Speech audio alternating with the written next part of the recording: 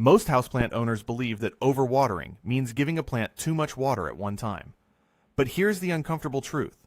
You can pour 5 gallons of water through a potted plant, and as long as that pot drains completely, you haven't overwatered it.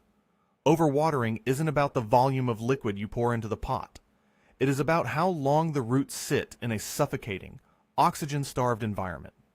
In fact, the signs of overwatering look almost identical to the signs of underwatering, which leads thousands of plant parents to commit the ultimate mistake, adding more water to a plant that is already drowning.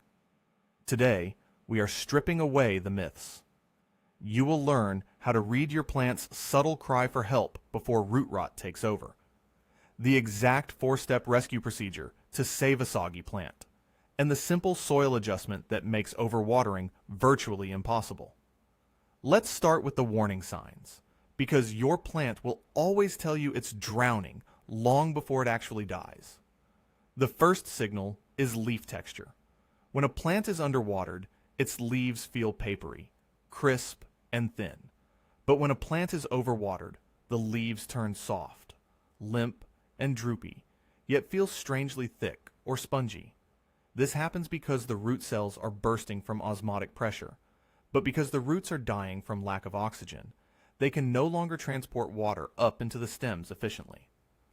The second major sign is leaf discoloration. Overwatering typically causes lower, older leaves to turn a pale, faded yellow, often accompanied by soft, brown, or black spots right in the center of the leaf, rather than on the outer edges. If you press one of these spots and liquid oozes out, or if the stem feels mushy near the soil line, you are dealing with an advanced overwatering issue. Another hidden sign is the presence of fungus gnats. Those tiny, annoying black flies buzzing around your pots don't feed on healthy plants. They feed on the decaying organic matter and fungus created by continuously wet soil. If you suddenly notice an explosion of fungus gnats, your soil has been wet for far too long. So, what do you do when you realize your plant is drowning? You have to act fast, because root rot is an aggressive fungal pathogen that spreads rapidly in damp environments. Step 1 is the immediate removal. Take the plant out of its pot right now. Do not wait for the soil to dry out naturally, because if the core of the root ball is saturated, it could take weeks to dry, and by then, the root system will be completely destroyed. Step 2 is inspecting and pruning the roots. Gently shake away the soggy soil so you can see the root architecture. Healthy roots are firm, flexible, and typically white, cream, or bright yellow. Rotted roots are brown or black, stringy, and slippery to the touch. They will often slide right off like a wet noodle when you gently pull them, leaving behind a thin, hair-like inner core. Take a pair of clean scissors, sanitized with rubbing alcohol, and cut away every single piece of squishy, black root. Be aggressive here. Leaving even a small patch of rotted root tissue can cause the fungus to reinfect the plant after repotting. Step 3 is treating the remaining root system.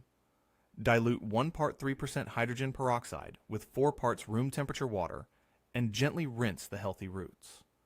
This accomplishes 2 critical things. The peroxide sterilizes any lingering fungal spores, and as it breaks down, it releases oxygen directly to the stressed root cells. Step 4 is repotting into fresh medium. Never put a recovering plant back into the old soil, even if you let it dry out, because that soil is now loaded with rot pathogens. Wash the original pot thoroughly with warm soap and water, or switch to an unglazed terracotta pot, which naturally draws excess moisture out through its porous clay walls. Now, let's talk about the soil mix, because this is where long-term prevention lives. Standard potting soil from the store is designed to hold moisture, which works great for outdoor gardens. But inside a home with low airflow, it stays wet way too long.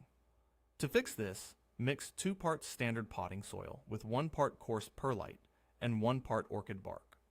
This creates large air pockets within the soil structure. Oxygen can flow freely. Excess water drains out instantly, and your plant's roots can breathe. Finally, change how you test for moisture. Throw away the calendar schedule that tells you to water every Tuesday. Factors like light, humidity, temperature, and seasonal growth change how quickly a plant drinks water week by week. Instead, insert your finger 2 to 3 inches into the soil. If you feel any cool moisture or soil sticks to your skin, wait. You can also judge by weight. Lift the pot when it's completely dry, and lift it again right after a thorough watering. Once you train your hands to recognize the weight of a dry pot, you will never overwater a plant again.